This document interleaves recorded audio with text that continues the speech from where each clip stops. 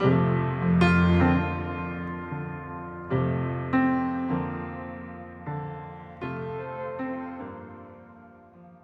열왕기상 13장과 14장 사이에는 약 20년 정도 시간이 흐릅니다. 그래서 아이야 선지자가 많이 늙었고 여로보암은 그동안 쭉 우상 숭배를 했고 이제 심판을 받게 되는데 아들이 병들어서 아내를 아이야 선지자에게 보내는 이야기입니다. 자, 오늘 본문에는 세 명의 인물이 등장하는데 여로보암하고 아이야 선지자하고 여로보암의 아내가 등장하는데요. 이 세 명의 인물들을 통해서 하나님이 우리에게 주시는 하나님의 말씀이 있습니다. 먼저 여로보암을 보겠습니다. 그는 하나님의 선지자를 찾는 굉장히 잘못된 태도를 가지고 있었다는 사실입니다. 여로보암이 하나님의 선지자를 찾는 것은 내가 이제라도 어떻게 살아야 혹시 이 아이가 살까? 무엇을 고쳐보겠다는 것이 아니고요. 이 아이가 어떻게 될지를 알고 싶었기 때문입니다. 보면 3절입니다. 그에게로 가라. 그가 그대에게 이 아이가 어떻게 될지를 알게 하리라. 여로보암은 이 하나님의 선지자를 어떤 사람으로 알고 있었냐면 내가 왕으로서 어떻게 살아야 되는지를 가르쳐주는 사람이 아니라 내 미래가 어떻게 되는지를 가르쳐주는 그런 점쟁이 비슷한 사람으로 알고 있었습니다. 2절을 보시죠. 여로보암이 자기 아내에게 이르되 청하건대 일어나 변장하여 사람들이 그대가 여로보암의 아내임을 알지 못하게 하고 실로로 가라. 거기 선지자 아이야가 있나니 그는 이전에 내가 이 백성의 왕이 될 것을 내게 말한 사람이니라. 성경에 보시면 이교도의 영향을 받아서 하나님의 선지자를 도덕적인 하나님의 뜻을 가르쳐주는 사람이 아니라 미래를 가르쳐주는 점쟁이들로 알고 있는 그런 왕들이 많이 있었습니다. 아하시아 왕도 그랬고 또 벤하닷이라는 왕도 그랬습니다. 그들은 무슨 일이 터질 때마다 하나님께 하나님 내가 어떻게 살기 원하세요? 어떻게 사는 게 맞는 겁니까? 이렇게 질문하지 않고요. 뭐라고 질문했냐면 이 일이 결국 어떻게 됩니까? 이렇게 질문했습니다. 아하시아가 사마리아에 있는 그 다락 난간에서 떨어져 병들매 사자를 보내며 그들에게 이르되 가서 에그론의 신 바알세붑에게 이 병이 낫겠나 물어보라 하니라. 벤하닷 왕이 하사엘에게 이르되 너는 손에 예물을 가지고 가서 하나님의 사람을 맞이하고 내가 이 병에서 살아나겠는지 그를 통하여 여호와께 물으라. 이렇게 운명주의적인 관념을 가지고 있으면 문제가 뭔지 매튜 헨리는 이렇게 말합니다. 운명주의적인 관념은 사람들로 하여금 적절한 수단을 사용하는 것을 가로막는다. 만일 병자가 살 것이라고 확신한다면 그들은 수단을 필요 없는 것으로 생각할 것이다. 또 만일 병자가 죽을 것이라면 그때도 역시 수단은 필요 없는 것이 되고 말 것이다. 결과는 하나님께 있어도 책임은 우리의 몫이라는 사실과 결과를 정하신 자가 수단도 정하셨다는 사실을 그들은 고려하지 않은 것이다. 근데 오늘날에도 이렇게 이방인들처럼 잘못된 관념을 가지고 예수님께 나오는 사람들이 얼마나 많은지 모릅니다.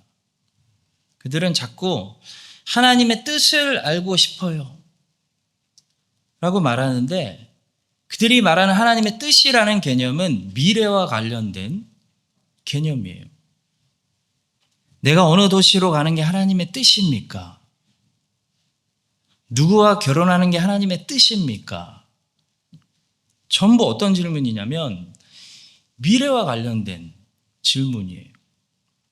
어떤 도시로 가는 게 우리가 알아야 되는 하나님의 뜻이 아니라 어떤 도시에 살든지 하나님, 나와 내 가족 어떻게 살아야 돼요?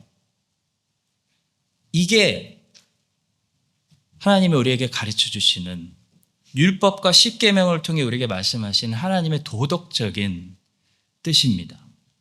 누구와 결혼하는 게 지금 내가 알아야 되는 하나님의 뜻이 아니라 어떤 거룩한 과정을 통해 그리스도인 청년은 결혼을 준비해야 되는지, 또 누구와 결혼하든 나는 어떤 남편이 돼야 할까? 나는 어떤 아내가 돼야 하는가? 하나님의 도덕적인 뜻을 하나님은 십계명과 율법을 통해 우리에게 알리신다는 거죠. 그런데도 불구하고 많은 사람들이 하나님의 도덕적인 뜻에는 관심이 없어요. 하나님의 도덕법은 오늘날 세상 사람들뿐만 아니라 그리스도인들로부터 완전히 무시당하고 있습니다.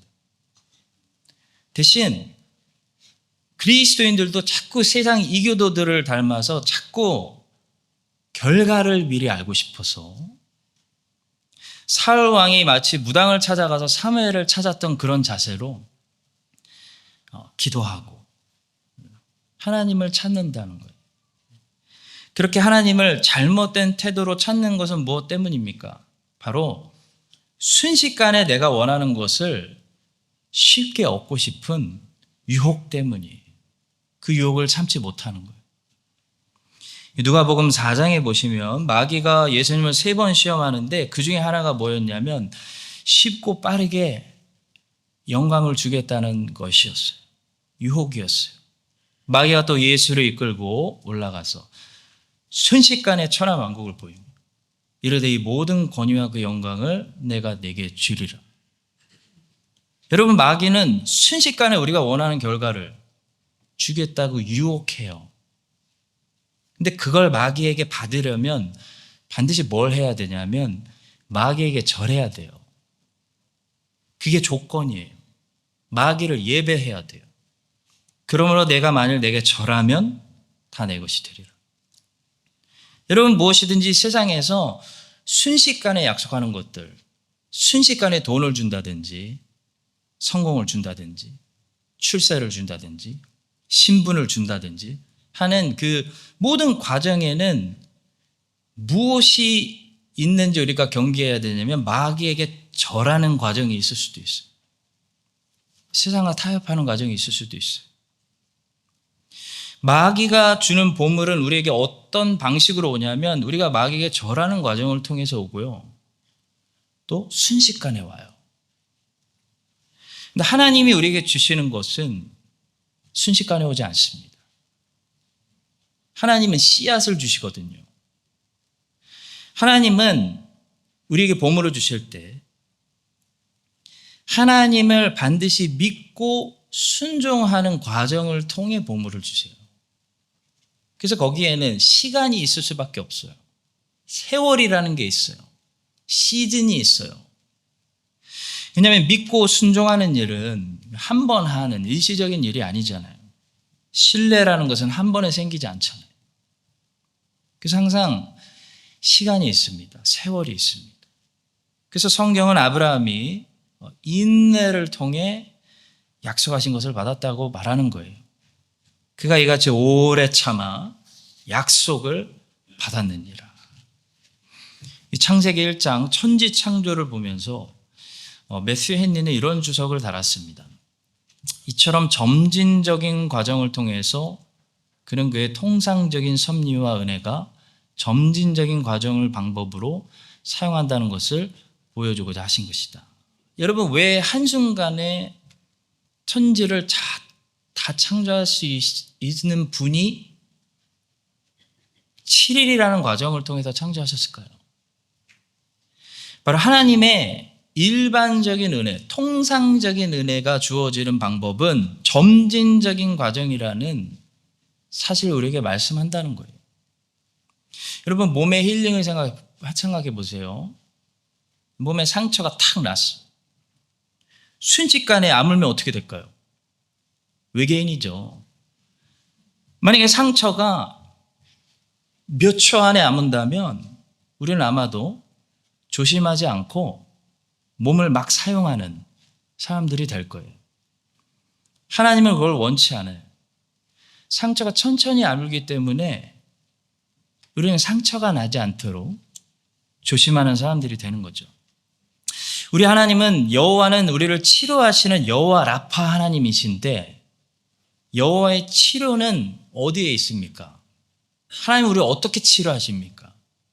일반적으로 한 방에 하실 때도 있지만 그건 기적이고 점진적인 과정 안에 들어있어요. 하나님은 상처도 그렇게 치유하시고 관계도 그렇게 치유하시고 우리에게 약속한 것도 그런 방식으로 성취해 주시고 우리 인생의 열매도 평생이라는 그 점진적인 방법으로 만들어 주세요. 그 인내의 과정 속에서 우리는 하나님을 믿고 신뢰하고 순종하는 온전한 백성이 되어지는 것입니다.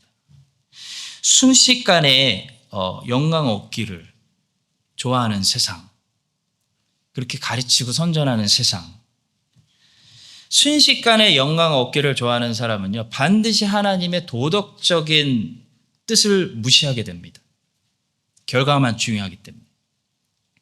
그리고 하나님께 자꾸 어떤 태도로 나아가게 되냐면 이교도들이 점치는 자세로 나아가게 됩니다. 결과 보여달라고. 이 전쟁에서 승리할지 말지, 이 직장 저 직장 가야 되는지 말아야 되는지 결과 보여달라고 점치는 자세로 나아가게 돼요. 그것이 여로보암의 자세입니다. 여러분과 제가 이 사실을 기억하고 여러분 믿음과 순종으로 인내하면 인생은 인내입니다. 인내하면서 하나님의 뜻은 도덕적인 십계명과 율법을 통해 말씀을 통해 이미 다 계시해 주신 하나님의 도덕적인 뜻을 매일 묵상하면서 어느 장소에 있든지 하나님의 뜻대로 살아가는 그런 바른 자세에 가지시기를 예수님의 이름으로 축원합니다. 자, 두 번째로 아이야 선지자를 주목하는데요. 이 사람은 영적인 분별력이 있었다는 사실입니다. 본문은 아이야 선지자가 이제 많이 늙어서 눈이 어두워져 잘 보지 못했다는 사실과 함께 오히려 그의 분별력은 여전히 날카로웠다. 더 날카로워졌다. 라는 사실을 우리에게 말씀합니다. 4절부터 보시겠습니다. 여로보암의 아내가 그대로 하여 일어나 실로로 가서 아이야의 집에 이르니 아이야는 나이가 많아 눈이 어두워 보지 못하더라. 여러분 나이가 들면 나이가 들었다는 것을 우리가 인정해야 됩니다. 여러분들 저와 같이 늙고 있기 때문에 자꾸 저에게 청년 같다 그러시는데 이게 우리들만의 리그에서 통하는 말인 거 아시죠? 청년들이 들으면 되게 불쾌해요. 저 안 젊어요. 본문에 나오는 선지자는요, 이제 늙었어요. 그래서 눈이 안 보인대요. 늙으면 예전같이 뛰시면 안 됩니다. 속도를 줄여야 되고 열정보다는 노련함을 더 발휘하셔야 돼요. 젊은 사람들은 열정으로 살아도 되지만 늙은 사람들은 노련함으로 사셔야 됩니다. 본문에 하나님의 선지자는 나이가 들어서 비록 눈은 이제 잘 안 보이게 됐지만 오히려 영적인 분별력은 살아 있었고 더 날카로워졌어요. 아무리 여로보암의 아내가 막 변장하고 속이려고 들어와도 딱 꼬집어냅니다. 되게 멋있어요. 보세요. 여로보암의 아내여 들어오라. 눈도 안 보이는 이제 늙은 선지자가 어떻게 이렇게 속지 않고 분별할 수 있는, 세상 딱 돌아가는 거 보고 딱 분별할 수 있는 그런 분별력을 가지고 있을까요? 바로 하나님의 말씀을 들을 수 있는 귀를 여전히 가지고 있었기 때문이에요. 여러분 하나님의 말씀이 제대로 볼 수 있게 해주는 빛입니다. 주의 말씀은 내 발의 등이요 내 길의 빛이니이다. 아무리 우리가 늙어도 하나님이 가져가시지 않는 젊음이 있어요. 바로 하나님 말씀에 대한 우리의 사랑과 열정입니다. 아이야 선지자는 그걸 가지고 있는 거예요. 그래서 하나님의 말씀이 너무 잘 들려요. 사실 나이가 들수록 하나님의 말씀이 더 잘 들려야 돼요. 그러면 하나님 말씀이 다 가르쳐줘요. 세상을 보면서 어떻게 해석해야 되는지, 어떻게 봐야 되는지, 어떻게 살아야 되는지 하나님 말씀이 다 가르쳐줘요. 여러분, 영적 분별력은 하나님 말씀에서 나오는 거예요. 하나님 말씀이 이 선지자에게 비밀을 다 가르쳐주고 있습니다. 한번 보세요. 여호와께서 아히야에게 이르시되 여로보암의 아내가 자기 아들이 병들었으므로 네게 물으러 오나니 너는 이러이러하게 대답하라. 그가 들어올 때 다른 사람인 체함이니라. 성도 여러분, 아히야 선지자가 어떤 비상한 초능력이 있어서 분별한 거 아닙니다. 하나님의 말씀이 그의 눈이요, 그의 눈의 빛이요, 그의 발의 등불이었던 거예요. 존 버년이 쓴 철로 역정에 보면 크리스찬이 아름다운 집이라는 곳에 도착합니다. 거기서 아름다운 집은 교회를 상징하는데 그 아름다운 집을 지키는 문지기가 있어요. 그 문지기의 이름이 뭐냐면 경계입니다. 경계. 경계야, 따라해 보시죠. 경계야. 그 문지기는 아름다운 집에 찾아와서 좀 하루 쉬어가겠다는 크리스찬을 그냥 무턱대고 받아주지 않아요. 그에게 계속 질문을 하면서 이 사람이 정말 예수님이 보내신 순례자인지를 확인합니다.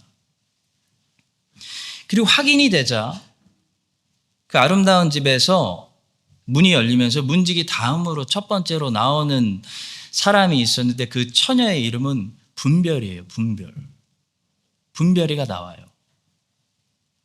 그러니까 존 버년이 말하고 싶은 건 뭐냐면요. 하나님의 교회로 상징되는 아름다운 집에 누군가 들어올 때 경계심과 분별력으로 그 집을 지키는 사람들이 있다는 것을 말하고 싶은 거예요. 분별은 개념이다 라는 요즘 좋은 책을 쓰신 김미로 목사님이라는 분이 이렇게 말합니다. 이는 교회 직원이 소유해야 할 가장 대표적인 덕목이 분별에 있음을 보여준다. 교회에서 목사와 장로와 집사와 같은 직분자들이 분별하지 못하면 자동적으로 오류와 죄가 스며들어오게 된다는 사실을 지적한 것이다.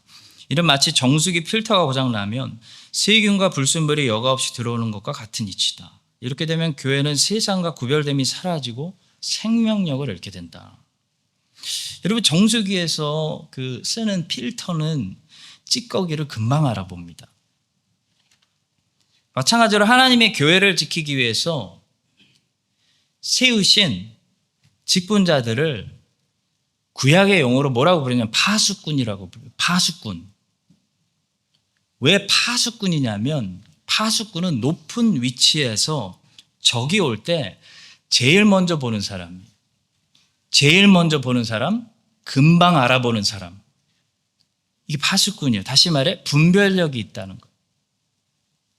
그래서 역사를 보면 하나님은 각 시대마다 하나님의 교회를 위해 이 파수꾼을 세우시는데 이 파수꾼들이 찌꺼기를 금방 알아볼 수 있도록 그 찌꺼기를 알아보는 훈련을 미리 하신다는 것을 우리가 알 수 있어요.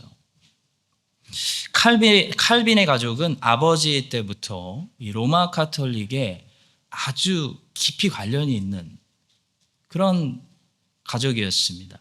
칼빈은 뼛속부터 로마 카톨릭을 잘 알고 있었어요. 로마 카톨릭보다 로마 카톨릭을 더 잘 알고 있었어요. 칼빈은 사실 어렸을 때부터 카톨릭 교회가 찍어놓은 유망주였어요. 돈도 주고 키워서 쓰려고. 그래서 카톨릭하고 싸울 때 종교개혁이 일어났을 때 뭐가 잘못됐는지를 칼빈은 아는 거예요. 치빙글리는 인문학을 전공했고 루터는 음악을 좋아해서 신비주의에 빠져봤고 또 직접 수도사 생활을 했어요.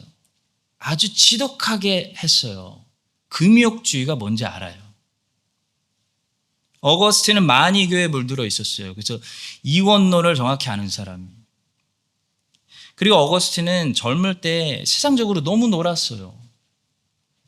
너무 놀아가지고 막 애도 낳고 그랬으니까. 너무 방황해 봐서 그 복음에 있는 하나님의 은혜가 무상의 은혜라는 것을 어거스틴은 직접 경험한 사람이에요. 그래서 펠라기우스주의와 싸울 수 있는 거예요.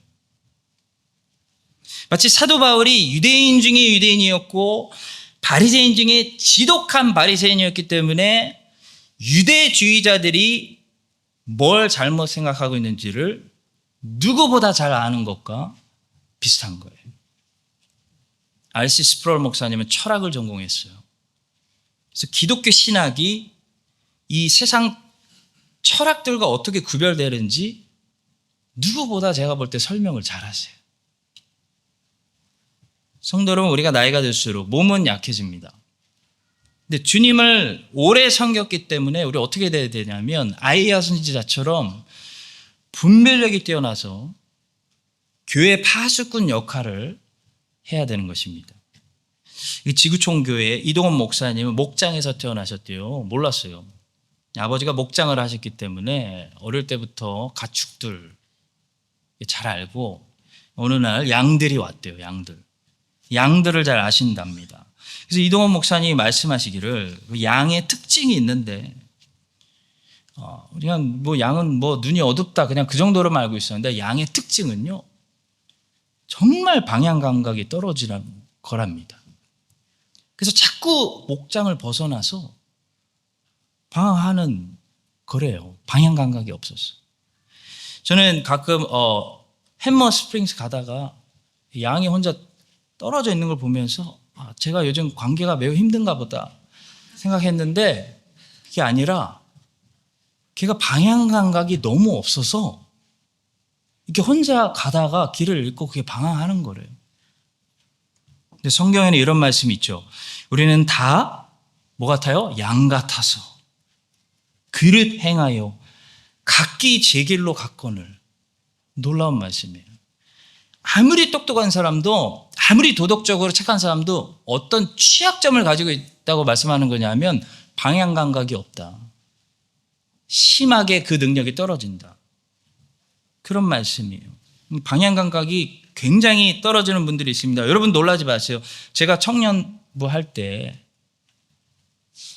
제 옛날에 어떤 청년하고 대화하다가 퀸즈타운이 크라이처치 위에 있다고 그래서 제가 깜짝 놀랐어요. 잠깐만. 똑똑한 청년이에요. 제가 그때 알았습니다.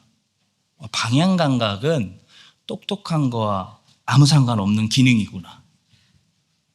아마도 우리가 뉴질랜드 와서 이렇게 유학 이민 와서 산다고 하니까 우리가 유럽에 갔다고 생각하는 분들도 세상에 있을 거예요. 저기 핀랜드, 폴란드, 뉴질랜드 이렇게.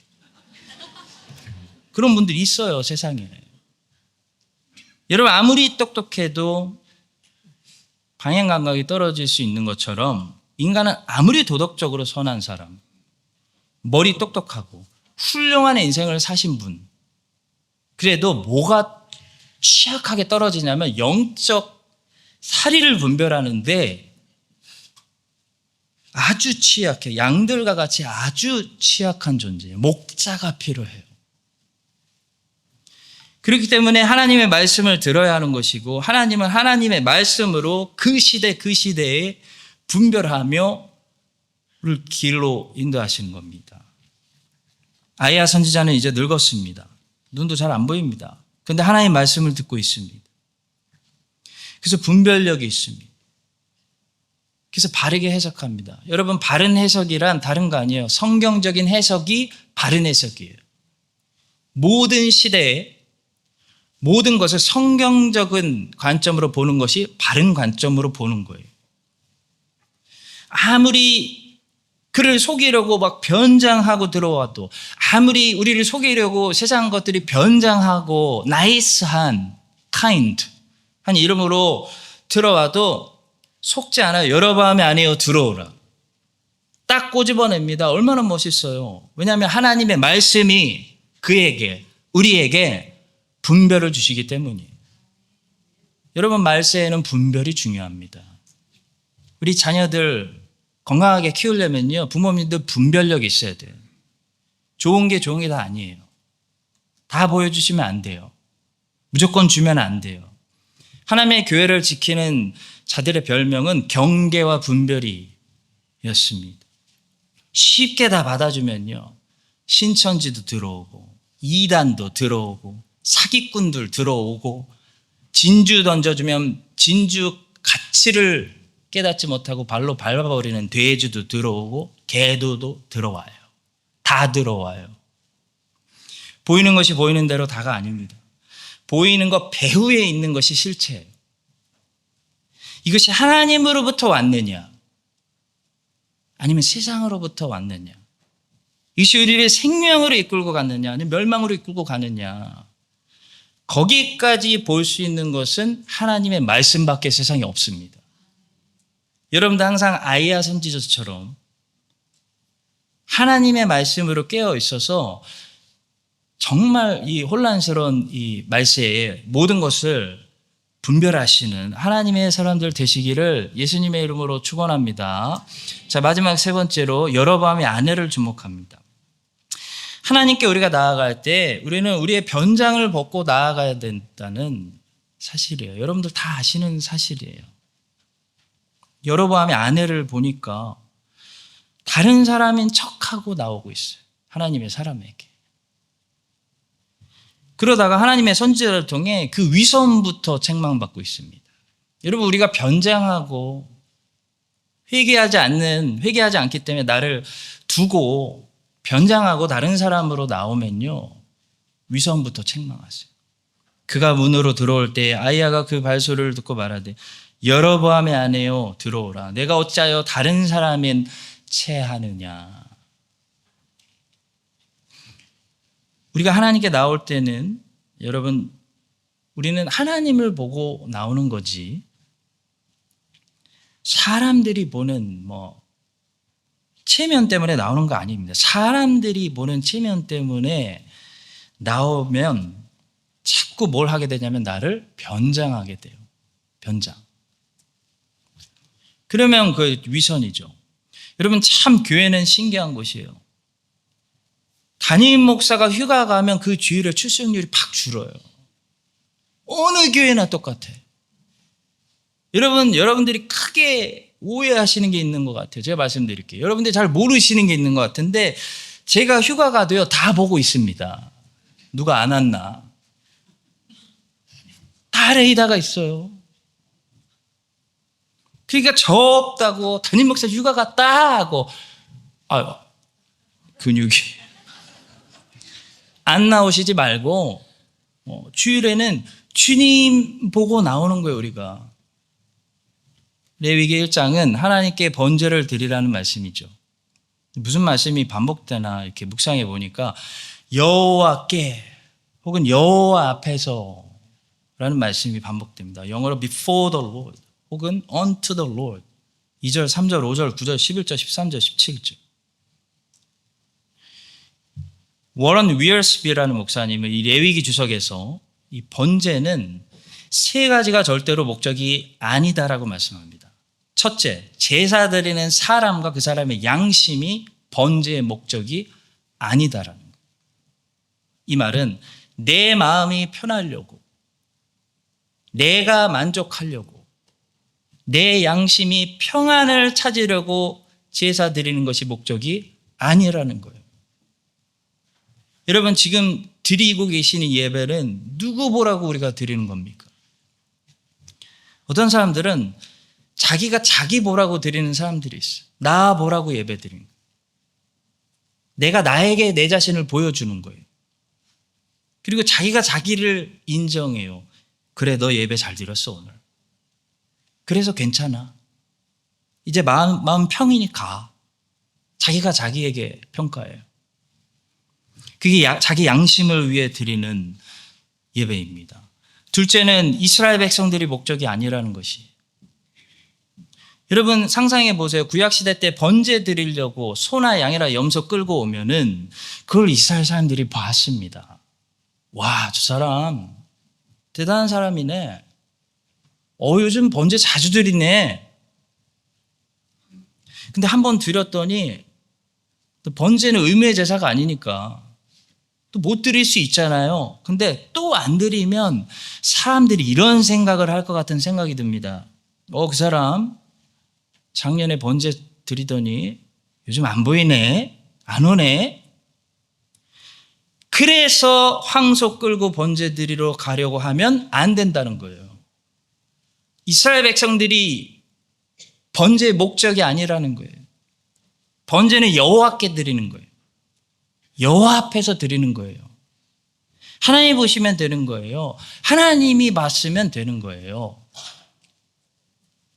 내가 빠지면 사람들이 이상하게 생각할 수 있겠지. 교회 가야지, 예배 가야지. 그러면 우리는 바리새인이 되는 연습을 하는 것입니다. 실제로 제사장에게 보이기 위함이 아닙니다. 번제를 구약에 드리러 가면은 제사장을 만났습니다. 제사장이 같이 들어주는 게 번제예요. 여러분, 구약의 이스라엘 제사장은 보통 사람이 아닙니다. 공인이요, 공인. 유명한 사람. 그러니까 내가 번제를 자주 드리면 이 사람 자주 만날 거 아니에요. 제사장도 좋아해요. 왜냐하면 제사장에게 드리는 목도 있거든요. 그러니까 자네 왔어.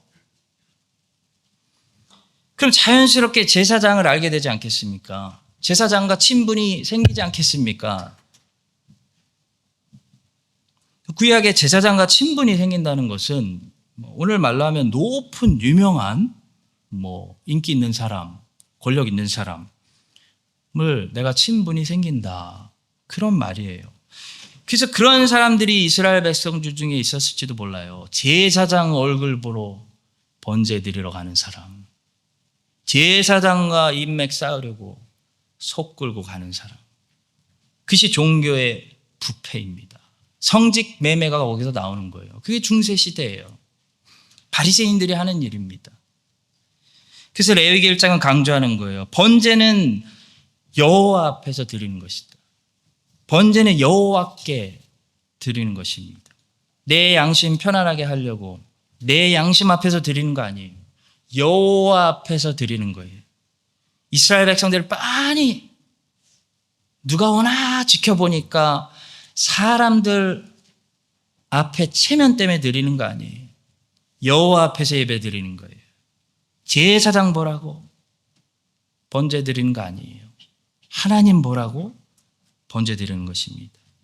리차드 백스터라는 청교도 목사님은 기독교 생활 지침이라는 책에서 중생한 사람과 여전히 육체적인 사람, 그러니까 신앙인이 아닌데, 저는 어떤 교인들이 준다면 목사님 저 솔직히 아직 잘 모르겠어요. 솔직한 사람들이 좋아요. 그런 사람들이 더 배워보려고 노력하더라고요. 저 아직 예수님 안 믿는 것 같아요 하시는 분들. 근데 신앙인이 아닌데 신앙인인 것처럼 변장하고 나오는 사람들, 리차드 백스터 목사님은 구별할 수 있다고 말했습니다. 어떻게 구별할까요? 영적인 사람, 중생한 사람은요, 본질적인 것을 계속 지속적으로 사랑하는 특징을 가지고 있어요. 근데 육체적인 사람은 자꾸 다양성과 변화를 추구한다고 해요. 왜냐하면 육체라는 것은요, 생각해 보세요. 새로운 것이 아니면 쉽게 실증이 느껴지기 때문이에요. 보링하다는 거예요. 재미없다는 거예요. 실증스럽다는 거예요. 여러분, 매일 똑같은 메뉴의 밥을 우리 육체가 먹을 수 있습니까? 우리 한번 해볼까요, 이번 주? 아니죠. 반대하시죠. 예전에 어머니 죄송합니다. 근데 제 기억에 어머니께서 카레를 하셨는데 좀 많이 하셨어요. 계속 카레가 나오는데 이틀 지나니까 카레 카자도 보기 싫은 거죠. 아시죠? 엄마 좀 새로운 것 좀 먹고 싶어요. 왜 그러죠?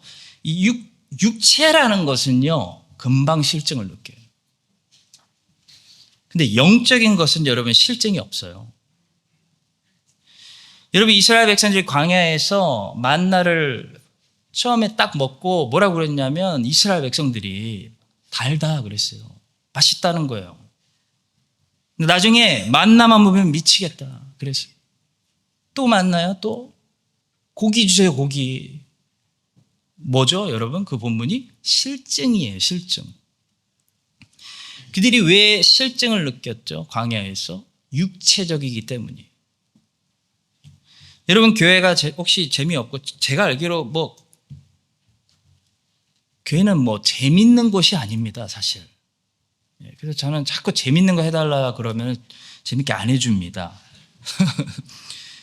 교회가 재미없고 좀 다양한 거 하고 싶고 새로운 거 하고 싶고 실증나고 그런 소리 자꾸 누가 하는 거죠? 우리의 육체가 소리 지르는 거예요. 육체가. 우리의 영은 실증을 느끼지 않아요. 영은 본질적인 것을 계속 지속적으로 사랑하지 새로운 거 해달라고 하지 않습니다. 리처드 백스터 목사님 말합니다. 당신은 떡과 마실 것이 당신 육체의 본질적이고 필수적인 것처럼 당신 영혼의 본질적이며 필수적인 동일한 진리와 의무를 계속 사랑할 것이다. 그러나 육적인 목적 있는 사람들은 다양성과 변화를 추구하며 필수적인 생명의 떡에 대해 실증을 낼 것이다. 사랑하는 성도 여러분, 오늘 또 왜 여기 오셨습니까? 나에게 각자 질문을 해야 됩니다. 나는 왜 왔나? 내 친구들이 다 여기 있기 때문에 친구들을 만나러 왔나요? 아니면은 코리안 커뮤니티 소사이티가 있기 때문에 오셨나요? 아니, 안 오면 창피해서, 아니, 양심이 편안하지가 않아서 오셨나요?